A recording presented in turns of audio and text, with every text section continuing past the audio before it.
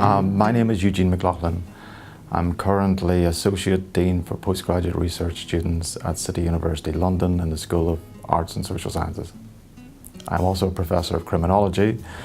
In 1985, I was appointed as a lecturer in Criminology to the Department of Sociology at Hong Kong University.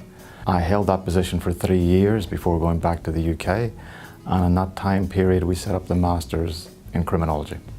Maybe it was because it was popular at undergraduate level, maybe it was because there weren't that many options available, but also because other people in the department felt that the sociology department had to reach out to a professional type of student. And of course the obvious type of student in terms of criminology was students who worked in the criminal justice system.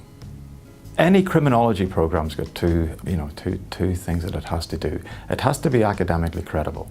And so it has to be faithful to sort of the fact that it is a university-based program. But at the same time, of course, sitting alongside criminology is criminal justice. And so it has to be relevant as well. And there's always this notion about credibility and relevance.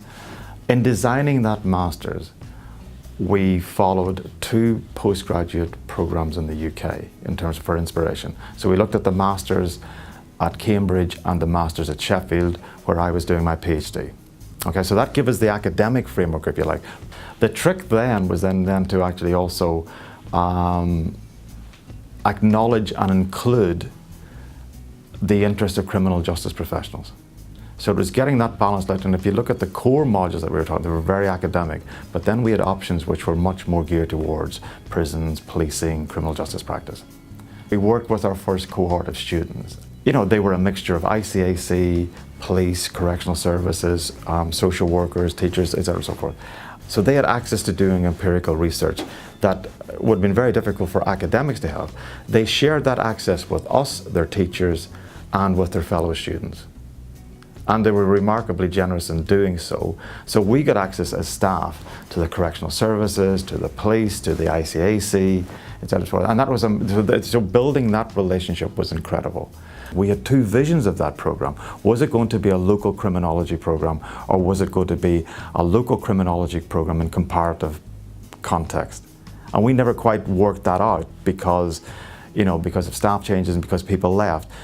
Maggie and Karen and the rest of the teaching team, to a degree, have answered that question. They've both localized it and they've globalized it at the same time. And you can't think of a better location for having a master's in global criminology, or a master's in criminology that has to have a global perspective. I think criminology at Hong Kong University has continued to champion a sociologically based criminology. Criminology is about social order, and criminology is about social transformations. And that's the strength of a sociological criminology program, and that's what has been developed at Hong Kong University in 30 years.